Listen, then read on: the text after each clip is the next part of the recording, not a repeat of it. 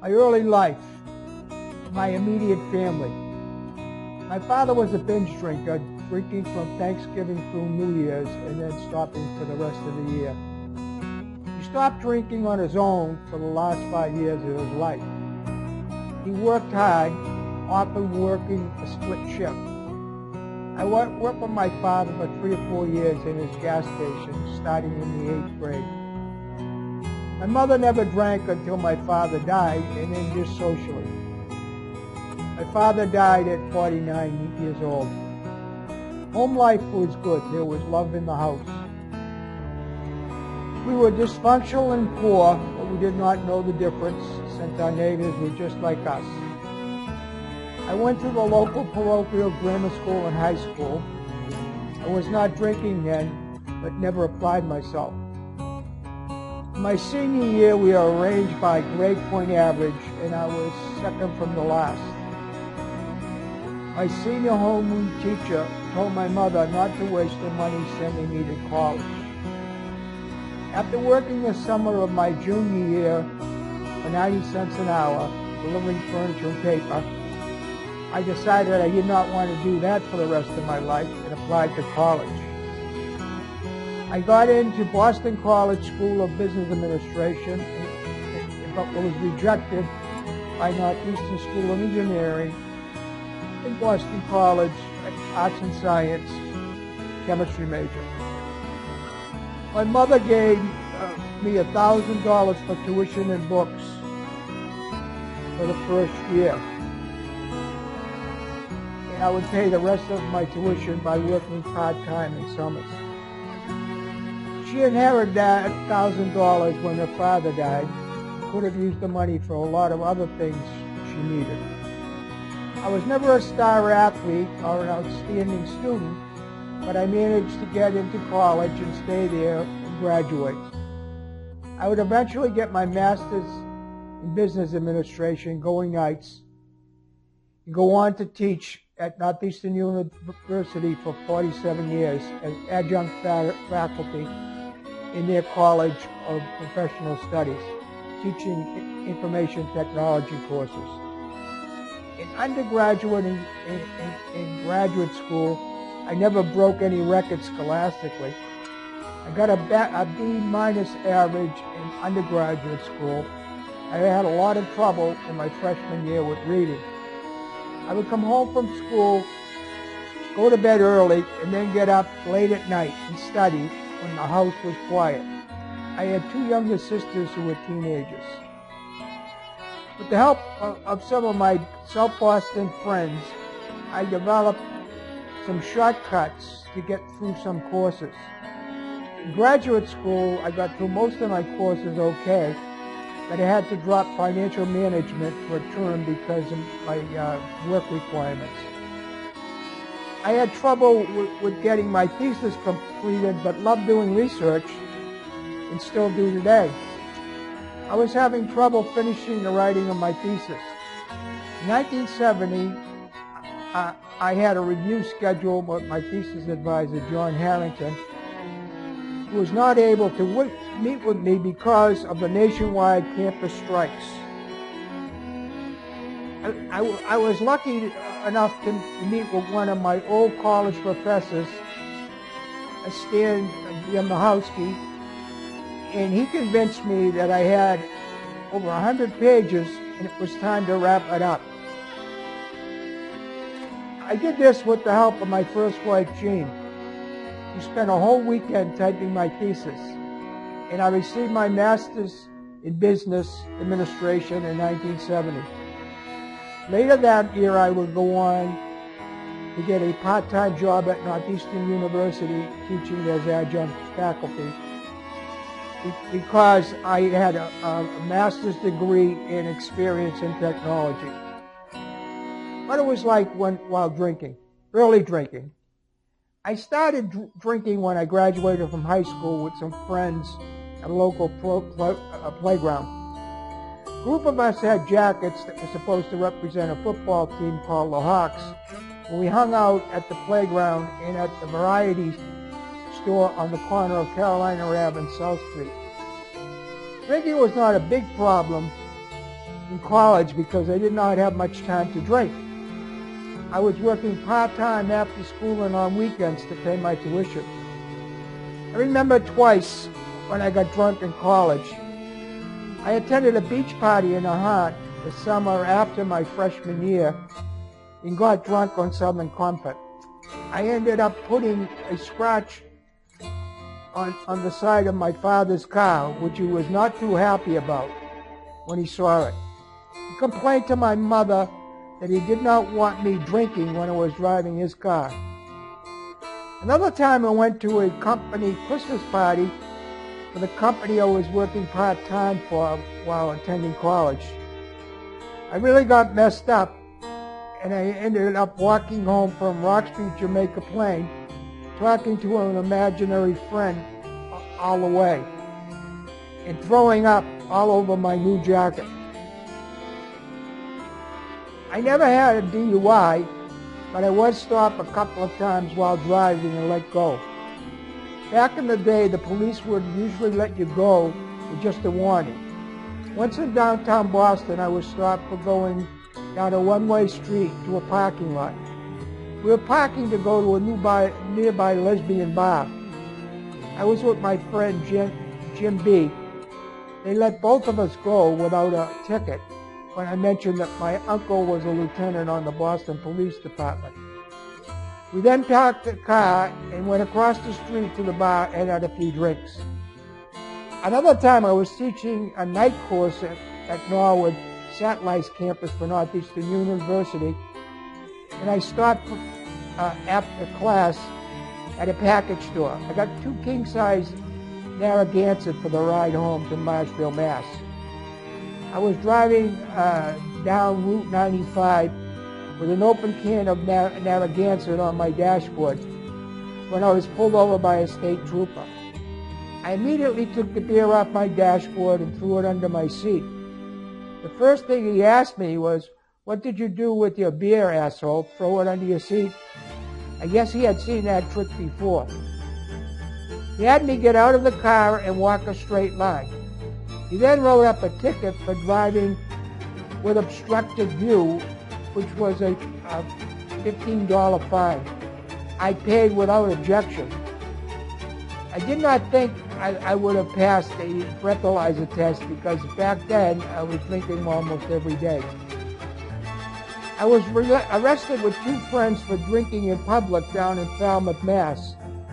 The 3 of us were hanging outside of a lounge in Falmouth Center, and each of us was drinking from a pint of rum. We were drinking to get a buzz on before we went into the lounge so we could avoid having to pay bar prices for our drinks. Our prices back in 1964 were $1.75 for a beer and maybe $2.25 for a mixed drink. Patrolled by the local police officer to leave the area. One of my buddies, Donnie C., started to give the police officer a bad time, saying that he was only a part-time summer clerk with no authority. The police officer called for backup, and next thing we knew, we're being put in the back of a paddy wagon and getting transported to the Falmouth police station. We ended up spending the night in the Falmouth police station. So the next day, we went back to our room and gathered our stuff. When we went to check out, the owner of the boarding house said we could go back and rent from her anytime because we were so quiet overnight. I did have some fun with alcohol.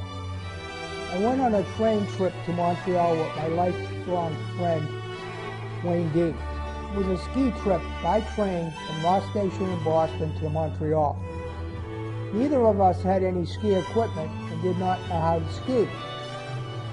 And we had no intention of renting any equipment. We were just there to drink and party all weekend. We each had a pint of either Southern Comfort or Blackberry brandy, I'm not sure which. We finished it off on the train ride up there. We had started a conversation with a group of women on the way up, and when we arrived there, they had a bus waiting. to take us to the hotel. But there was a big line waiting for the bus. So not having much patience and being pretty well oiled, I came up with the brilliant idea to get this guy in a Volkswagen parked near the bus to give us a ride to the hotel. So Wayne, I, and the girls all piled in the back of the Volkswagen bus. I oversaw trying to tell the driver, who barely spoke or understood English, where we wanted to go. We drove around the city of Montreal for about an hour and finally arrived at our hotel.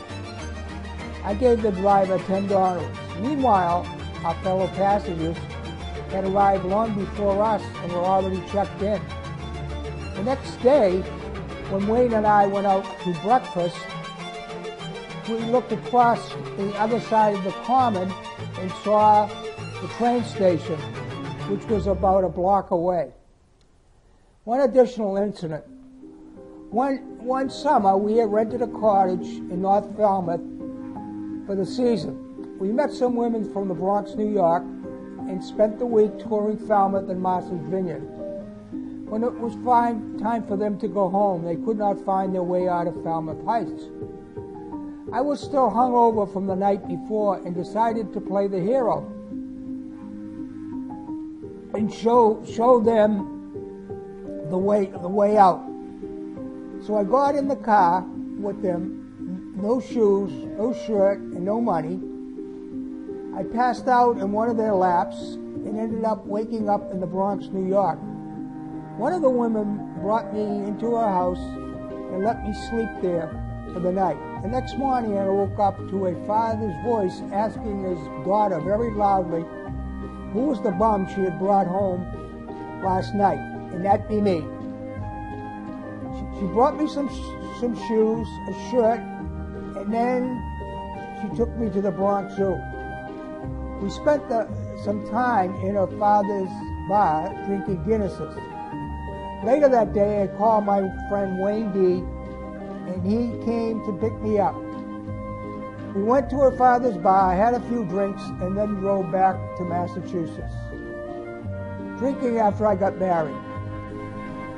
I met my first wife at the Century Club in Falmouth, and we were drinking buddies. After we were married, we spent a lot of time socializing and drinking with our neighbors. Shortly after we were married, we took the ferry with her sister and her sister's husband from Woods Hole to Vineyard Haven on Martha's Vineyard. On the way over, her sister's husband and I were drinking Narragansett GIQs and throwing the empties into the ocean. When we landed and found out that Vineyard Haven was a dry town, we immediately got on a bus to get to Eddytown, where there were plenty of bars and liquor stores. I thought alcohol and drugs were good for whatever ailed you. When my wife got pregnant, her mother told us my wife should have a glass of cream sherry every night because it would be good for her pregnancy. So we used to buy a 2-liter bottle, and I would help her finish the rest of the bottle. I also believed that brandy had medicinal benefits. You took blackberry brandy when you had a cold and ginger brandy when you were having a problem with your stomach. Once I got the gout, and I thought I would drink beer to subdue the pain. I started out with gout in one foot and ended up with gout in both feet. I found out later that gout is caused by a buildup of uric acid in your system, and beer causes uric acid. My two children were laughing at me as I crawled to the restroom. I ended up trying marijuana to see if that would help with the gout. I was told that marijuana would be a good substitute, but I was not a smoker and did not know how to inhale. I would normally use it when I was drinking, and the main effect I got from it was paranoia. Frank M. was an apartment manager at Elmwood Park Apartments in Braintree, and he would hire me to help with the landscape. These assignments would turn into some serious drinking session. Frank M. and I, along with some other friends, had Patriots tickets together when the the Patriots first started playing at Sullivan Stadium. It was very difficult to get into and out of the stadium, so we spent a lot of time drinking, and since the Patriots were playing most times on Sundays, it made some bad early Monday morning at work. I was doing all right at work, mainly because I was working the third shift a lot. I left my job at the transportation company to go work with an old friend who I'd worked with. While I was there, my friend had a manic episode because he was manic depressive. I tried to help him, but he was very intelligent, and I was drinking, and it turned out not to be of much help at all. Eventually, his wife was able to get him help. After he had left the company with a sizable settlement, he had completely spent. She was able to section him to Westwood Lodge.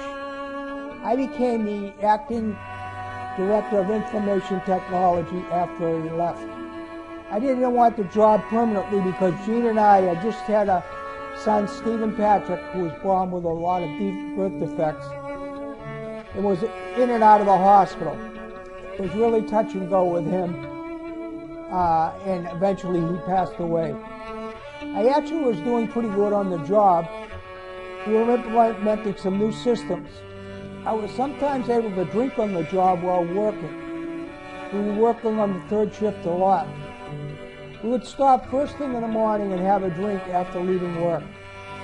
One late morning, after stopping for a few drinks when finishing work, I had arrived home and decided that I would try to get some sleep because I had to go back to work. So I went to bed leaving the TV on to drown out the kids playing outside. It was summer and the kids were on vacation. I fell asleep and was woken by sirens. I thought the house was on fire and I jumped out of bed. It was the show 911 that was playing on the TV. I started my own business with some people I used to work with, or was working at that time. They all drank just like me. We had a board meeting about the types of software services we were going to provide. And we decided to get some Chinese food after the board meeting wrapped up. We called an order and then went to pick it up. When we got there, we could not find our order, so we ordered and went to the bar to wait. When we got back to the house, we found out that another Chinese restaurant had called asking why we had not picked up the order yet. We had not gone to the correct Chinese restaurant. Drugs were not a big part of my story, but once I did spend a Friday night over at Harvard Square with my guard buddy, Ed C., trying to pass script. He managed to pass the script for Dilaudid. It is a synthetic opiate which is used to help relieve moderate to severe pain. It works in the brain to change our body's feeling and responding to pain. We went back to Ed's house where he injected the drug into his arm. I was not up for that and just swallowed one and then went home. I was drinking and really did not notice any difference in the high. After that, I was able to drive home without any problems, and that and the marijuana experiment mentioned previously were my only two experiences with drugs. My drinking increased. My drinking was causing a lot of problems at home with my wife and children. Some examples. Losing my children at a softball game. My wife was working as a waitress, so I had to bring my kids to a company softball game that I was scheduled to play in.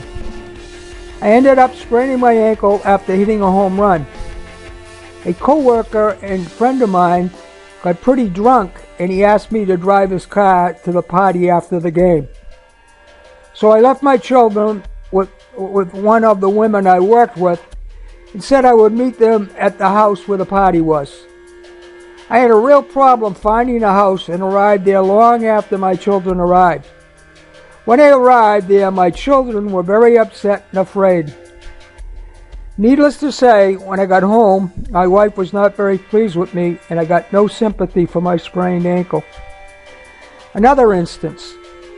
My daughter told my wife that while I was watching the children while my wife was working, my daughter would sometimes wake up and feel like she was all alone because she could not wake me up after I'd passed out on the couch. Another instance. I was watching my son Stephen Patrick and had been drinking all day at a friend's pool. I came home and I put Stephen in his room to sleep. I decided to cook myself a steak and sat up on the couch so I would not fall asleep. I ended up passing out on the couch and woke up to my wife screaming and the house filling up with smoke. I then ate the burned steak. Another instance. I was constantly hitting curves and blowing out tires and then riding on the flat and ruining the rim. Financial insecurity. This means not having or perceiving to not have sufficient money to pay bills to meet basic necessities such as housing, medication, clothing, etc. We were also having financial problems. We were running short of money at home. So I convinced my wife that we could skip a mortgage payment with no problem. As a result, the bank was going to foreclose and I had to get a lawyer to stop the foreclosure. I also had to get a loan from my mother so that I could make 2 mortgage payments. The transportation company I worked for had their credit union in the same building where I worked. My work friends and I were friendly with the credit union manager. He was one of our drinking buddies. So we did not have to get our wives to sign the loan. You could get one of your fellow co-workers to co-sign it for you. My wife had no idea about the money that I was borrowing and did not know what I was clearing for pay. I would never let my wife see my pay stub. I would cash my check and give her cash. I did get caught once, though, by my wife hoarding money. Our neighbor's husband told his wife that he had paid up his FICA and therefore would be getting more money in his check. His wife told my wife about it, and after a couple of months or so, my wife wanted to know why I had not paid up my FICA yet. I had to admit that the FICA was paid up and that I was pocketing the money. All my credit cards and lines of credit were maxed out. I ended up getting scammed by a local gas station attendant. He said that the credit card company told him to take my credit card. I gave him the credit card, and then once I started making payments to bring the balance down, that person that confiscated my credit card started using my credit card to charge merchandise. I also had a $2,000 business line of credit that I maxed out. So when I would go to the ATM, I would get some message such as, "Are you kidding me?" I was in a carpool that traveled from Marshfield to Boston. I would leave the other 2 fellows off at Quincy Station and take the car and park it at my work, where we had a parking lot. At night, I would meet them at Vaughn's Tavern on Dorchester Ave. I would get there before them, and I would always be able to have a couple of drinks before they arrived. Then we would all have a drink together once they arrived. I really did not want to leave so soon, and I was always jealous of the guys who lived right close by and were able to walk home and did not have to worry about a long commute drive. National Guard. I joined the National Guard instead of getting drafted. The Vietnam War was going on, and my father had passed away, and I did not want to leave my mother alone. The National Guard Armory was on Victory Road in Dorchester.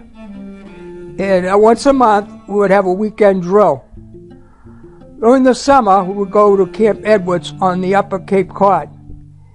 This particular summer, I had rented a cottage with some other guys in Falmouth Heights. And I was angry that I was wasting an entire summer weekend on the Upper Cape in guards meetings. As we started to ride to the Cape in the back of a deuce-and-a-half truck, my friend Ed C. brought out a couple of bottles of Tango, an orange-flavored alcohol drink, and he gave me one. I drank the whole bottle and became drunk and belligerent, trying to jump off the back of the truck. My fellow passengers stopped me from jumping, so I decided to cut a hole in our canvas covering so that I could see better. I decided to stand up through the hole in the canvas wearing a baseball hat. As we passed by the officers reviewing the convoy, I would give them my middle finger salute. They were waiting for me when we got to the Cape and handed me a shovel. I had to dig latrines for the rest of the day, and I had bruises all over my shins from walking through low-level blueberry bushes. As a result, I never got a promotion for my entire National Guard career until my final year.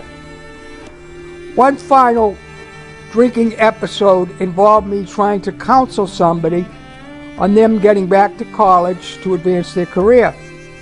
By this time, I was affectionately nicknamed A-hole by several people. I was getting nauseous very often while drinking and having to run to the men's room. Proposition 2.5 had passed to control property taxes, and people working for the state were getting laid off. I was scheduled to be laid off because there was a newly elected Republican regime, and I had been hired under a Democratic regime. So I spent most of my working day at our local bar called Brothers, waiting for the word that I had been laid off. Things were not going well at home, where my drinking was causing a lot of problems. So I decided that I would counsel this fellow I had met at the bar, who was working as a janitor for the company I worked for. I told him he needed to better himself by getting back to school. Meanwhile, my life was falling apart, and I'm pretty sure that I had to get up to vomit in the restroom while I was talking to him. This was quite common for me to do. I would often do it at happy hour, and then I would go back from vomiting and go back to drinking. In this instance, I went back to counseling him. The next day, he ran into a co-worker of mine, and he asked my co-worker who was this a-hole that he'd been talking to, and that turned out to be me. It turned out the fellow was perfectly fine with being a janitor. A friend of mine, Wayne D., saw me at Brothers Bar, and I was drinking with our secretary, and he assumed that we were having an affair and did not want to say anything for fear of embarrassing me. I was spending a lot of time drinking with the office secretary, but all we were was just drinking buddies. Proposition 2.5 came into effect November 4th, 1980, and I got sober September 24th, 1981. The year 1981 was the year from hell in my life. My life was like an episode of The Three Stooges, and I had the starring role, and I was constantly being hit over the head by Moe with a blunt instrument. My home life was falling apart. We had lost a son who had passed away at 2 years old. I was burying my sorrow by drinking and working a lot. My wife and I were growing further and further apart. My wife was taking our children out, and I was not invited. A friend of mine at work who was in the know told me that my name was on the list to be laid off.